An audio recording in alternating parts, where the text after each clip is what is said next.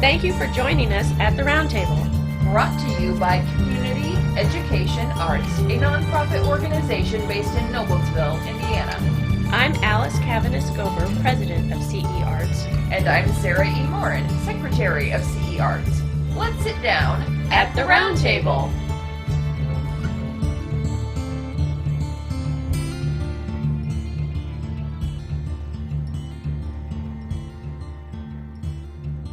Welcome back as we continue our interview with writer and artist Alys Caviness Gober. And I look forward to not only volume 4, but volume 5 when that comes. Yeah, well, who knows how long that'll take, Hopefully not 6 years, but maybe not 1 year. I mean, I produced volume 4 so quickly after, if volume 3 was August 2020 and volume 4 was April 2021, I'm hoping volume 5 is more than just a year, but we'll see how much work I produce. That really is part of it. I don't know anybody who's ever done a series like this or produces work, that they want to publish in books at particular times or whatever, but I get a sense of when a volume is done. Like there's a point at which I think that's the last poem in this volume. And I'm not really sure how that happens, because what happened with this volume, the 404 days didn't come until like the 400th day. I was like, in 4 days this book will be done. I will pick my hug day, my 2 weeks after vaccination day, the final vaccination. That's when this book is done. And so, but I didn't know that, in June of last year or December of last year or even March of this year. I didn't know that's what it was going to be. It just sort of crept up on me. So yeah, anyway, who knows how that works? I don't know how you know when something's done. It's like knowing when a painting's done. Don't pick up that brush again. It's done. Let it dry. Yeah, it's not like there's a toothpick test. No. And with painting, it's so funny because if I sign it, it's done. And I cannot then, I'm OCD enough that I cannot go back and do more to it unless it's years later and I just want to reuse that canvas, or that painting was never something I was really happy with or something, and I'll just paint over the whole thing. But typically for me, if I sign a painting, that's it, I'm done, Okay. But books and poetry and anything you can edit, is harder, because when do you stop editing? Yeah, absolutely. So how can listeners get a copy of Naked in Wonderland Volume 4? Well, I would suggest they go straight to the Lulu. Let me see if I can get my document here. I'm going to put this in our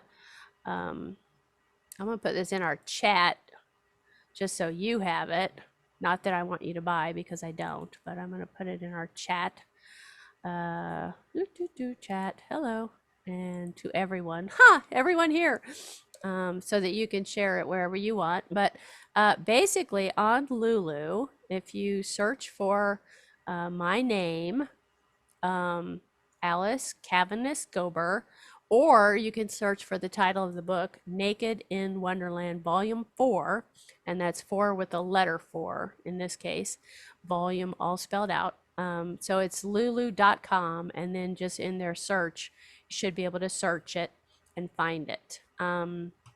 If you can't, just send me an email and I will, clue you in. I'll send you the information on how to get it. But yeah, that's no problem. And my email is very long and horrible because it's my original art business name.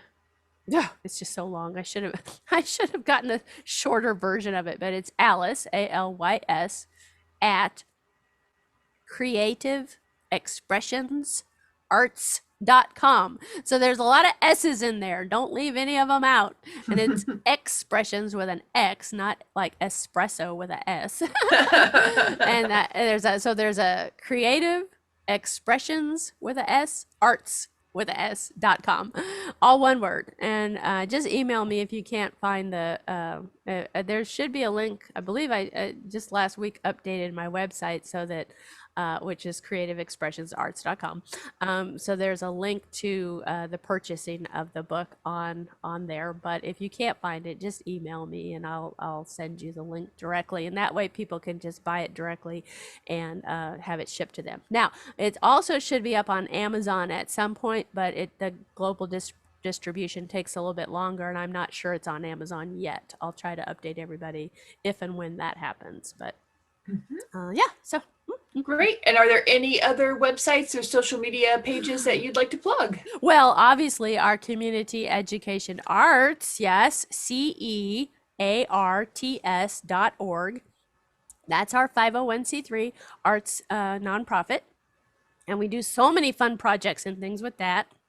Right now, we're knee deep in our Noblesville Interdisciplinary Creativity Expo, NICE project, 7th annual. Oh my gosh, so fabulous. We just announced our 4 books for this year, which are Sula by Toni Morrison, The Yellow Wallpaper by, I always forget her name, Charlotte Perkins Gilman. A Wrinkle in Time by Madeline L'Engle, and Tarzan of the Apes, the first in the Tarzan series by Edgar Rice Burroughs. And there's so much controversial content and interesting themes and everything in those 4 books that we are just having such a great time exploring them. The good, the bad, and the ugly. That's what we always look at when we choose our books. We end up, choosing books that are so, they don't necessarily, you don't think, oh, all those go together in some one perfect way. No, they're just crazy. And we just have so much fun looking at the good, the bad, and the ugly in all of them. So yeah, that's all I have. That's all. Oh, on Poetry Society of Indiana.org. You and I are both members of Poetry Society of Indiana. You are the premier poet, and I think I'm going to interview you about being premier poet for Poetry Society of Indiana. That'll be how I put you in the hot seat. Turnabout's fair play. Yeah, exactly. But we have a lot of fun with those events and opportunities with Poetry Society of Indiana too. So yeah, so that's about all I can say about plugging other people, except for, of course, the SarahEMorin.com.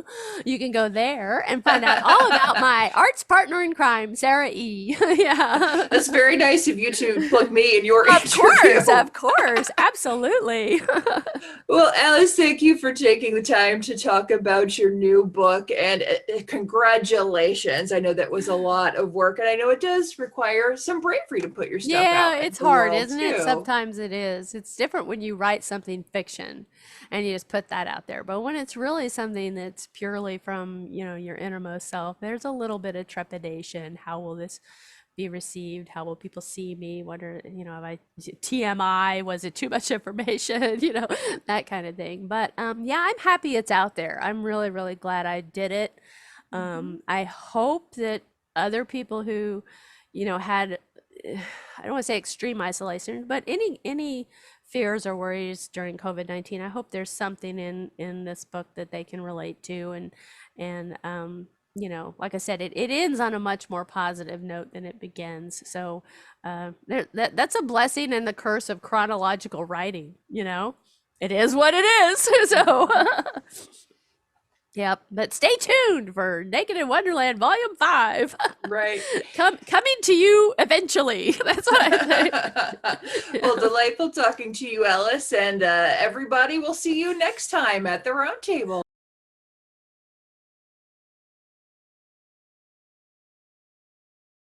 This has been At the Roundtable with Alys and Sarah E. of Community Education Arts. Our nonprofit organization is based in Noblesville, Indiana. You can find us online at CEArts.org. We'd like to thank James Weston for writing our intro music and for his technical savvy. Join us next time at the Roundtable.